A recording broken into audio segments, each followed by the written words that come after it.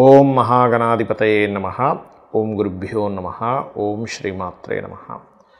పరమేశ్వర స్వరూపమైనటువంటి జ్యోతిష, వాస్తు మరియు ఇతర అనేకమైనటువంటి శాస్త్రములను మనకు అందించినటువంటి మహర్షులకి నమస్కారం. హయగ్రీవ హయగ్రీవ హయగ్రీవేతియో వదేత్తస్య నిస్సరతే వాణి జనుకన్యా ప్రవాహవత్.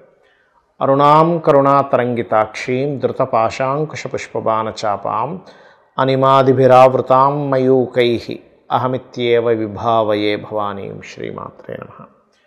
ప్రేక్షకులకి ఆ లలితాంబిక అమ్మవారి యొక్క అనుగ్రహం పరిపూర్ణంగా కలగాలని మనస్ఫూర్తిగా కోరుకుంటూ మనం ఈరోజు గురువు యొక్క మార్పు, మనకి మేజర్ ప్లానెట్స్ అయినటువంటి రాహు కానీ, కేతువు కానీ, గురువు కానీ, శని కానీ మారినప్పుడు మేజర్ చేంజెస్ జరుగుతూ ఉంటాయి. ఆ రకంగా మే 15వ తేదీ నుంచి గురువు వృషభ రాశి నుంచి మిథున రాశిలోకి మారుతున్నాడు. అక్టోబర్ 19వ తేదీ కల్లా మళ్ళీ మారిపోతాడు, కర్కాటకంలోకి మారిపోయి నవంబర్ 12వ తేదీ నుంచి మళ్ళీ వక్రించుకుంటూ కర్కాటకంలో వక్రగతి ప్రారంభమై మనకి మిథునంలోకి రావడం జరుగుతుంది.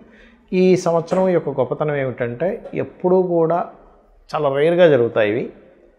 ఒకే సంవత్సరంలో అంటే విశ్వవసునామ సంవత్సరంలో 3 రాసులు మారుతున్నాడు గురువు. దీనివల్ల కలిగే ఫలితాలు ఏమిటనేది నేను మీకు ఎండింగ్లో చెప్తాను.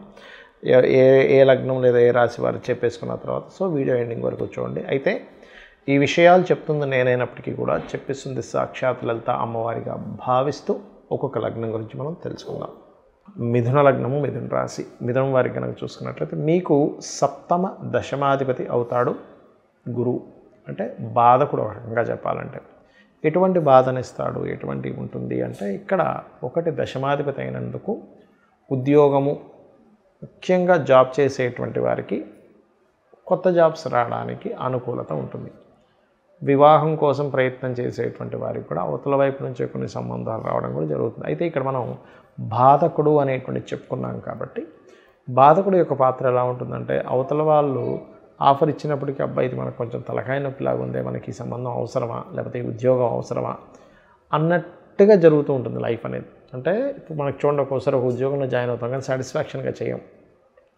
అబ్బాయి ఇది అవసరమా, నాకు ఇంట్రెస్ట్ లేదంటే అంటుంటారు. అయ్యో జాబుల్లో చాలామంది బాధపడుతుంటే మీరెందుకు ఇలా అంటున్నారు అంటే అది వాళ్ళకి నచ్చదనమాట.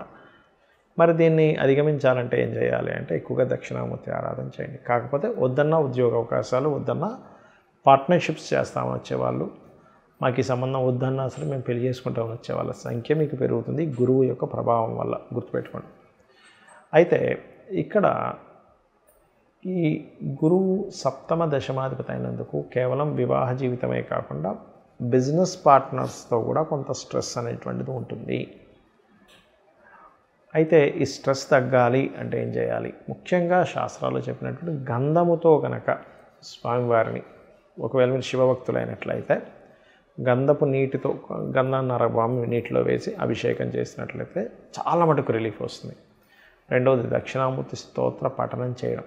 ఇవి చాలా చక్కటి ఫలితాలు ఇస్తాయి. అయితే ఇక్కడ గురువు నుంచి 3లో కేతువు మారుతున్నాడు మీరు కాబట్టి ఏదైనా అగ్రిమెంట్స్ చేసేటప్పుడు కూడా కొంత చూసుకొని చేయండి.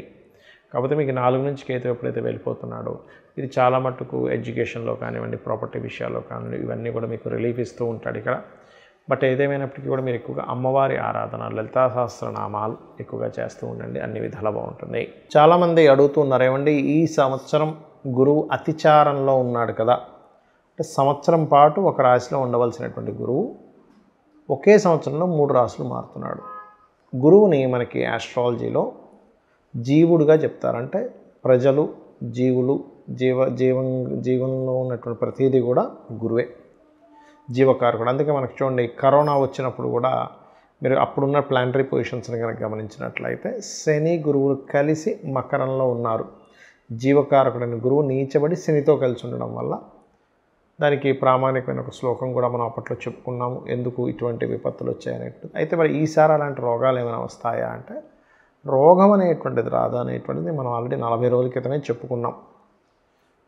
ఇది విశ్వవసునామ సంవత్సరం ప్రారంభంలోనే. కాకపోతే యుద్ధాలు లాంటివి వస్తాయి, కొంచెం జల సంబంధించిన యుద్ధాలు ఎక్కువగా వస్తాయి అని చెప్పుకున్నాం. అయితే ఈ జల సంబంధించిన యుద్ధాలతో పాటు జల రాసుల్లో ఈ కుజుడు, శని ఉన్నారు కాబట్టి జలంలో ఉండేటువంటి కొన్ని జీవరాశులకి చాలా ఇబ్బంది కలగనుంది. జల యుద్ధాల మూలంగా కావచ్చు, అణుబాంబు పేలడం వల్ల కావచ్చు, జలంలో ఉండేటువంటివి చాలా మటుకు ఇబ్బంది అవుతుంది. అదేవిధంగా గురువు ఎప్పుడైతే 3 రాసులు మారుతున్నాడో, అంటే వృషభం నుంచి మళ్ళీ మిథునము నుంచి మళ్ళీ కర్కాటకం, మళ్ళీ వెనక్కి రావడం అంటే ఏమిటి, జీవుల యొక్క మార్పుల్ని చూపిస్తుంది. అంటే ఒక యుద్ధ సంబంధించినటువంటి ప్రభావం వల్ల ఉన్నటువంటి ప్రజలు ఇక్కడ కాదు, ఇక్కడ నుంచి ఇంకో దగ్గరికి వెళ్తే మనం సేఫ్గా ఉంటామేమో అనేటువంటి దాన్ని ఒక సేఫ్ జోన్లోకి వెళ్ళడం.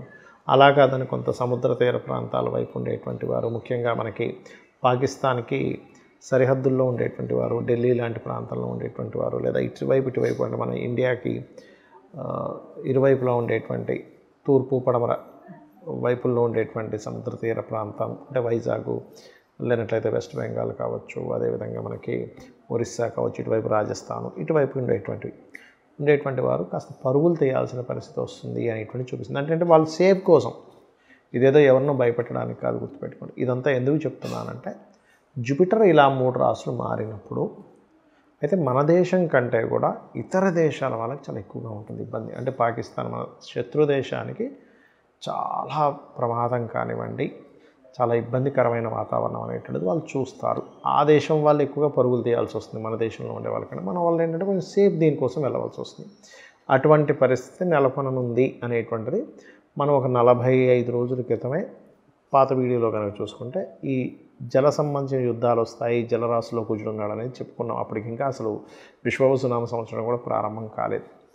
అయితే ఈ షష్టగ్రహ కూటమి, గ్రహణం ఇవన్నీ కూడా దానికి యాడ్ ఆన్ అవుతున్నాయి, కాదని కాదు. అయితే మరి అందరూ సరే నాకు డేట్ ఆఫ్ బర్త్ ఉంది కాబట్టి నేను పలానా రెమెడీ చేసుకుంటాను, మరి లేని వాళ్ళ పరిస్థితి ఏమిటి, ఈ యుద్ధ సంబంధించిన వాటి నుంచి కాపాడుకోవడానికి ఏమిటి, ఈ గురువు మారుతున్నందుకు మీకు మంచి ఫలితాలు రావడానికి ఏమిటి అని చూసుకున్నట్లయితే, ఎప్పుడైనా శని గనక మీనరాశుల్లో సంచరించేటప్పుడు ప్రధానంగా జరిగేవి ఏమిటి అంటే, కొంతమంది పీఠాధిపతులు వాళ్ళలో మార్పులు కానివ్వండి, లేనట్లయితే వాళ్ళకు కొంత హెల్త్ రిలేటెడ్, లేకపోతే వాళ్ళలో కొంత ఇబ్బంది కావడం, కొంచెం ధర్మానికి ఇబ్బంది రావడం, ఇట్లాంటివన్నీ కూడా శని గురురాశిలో ఉన్నప్పుడు ఇస్తూ ఉంటాడు.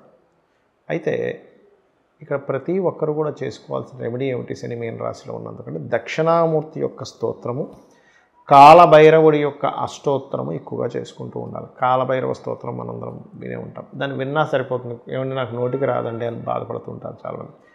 చక్కగా మీరు ప్రశాంతంగా మీరు విన్నారంటే కాలభైరవ అష్టకము, కాలభైరవుడు ఈ కాలంలో జరిగేటువంటి ఏవైతే విపత్తులు ఉంటాయో ఆ విపత్తుల నుంచి మిమ్మల్ని కాపాడడం జరుగుతుంది, గుర్తుపెట్టుకోండి.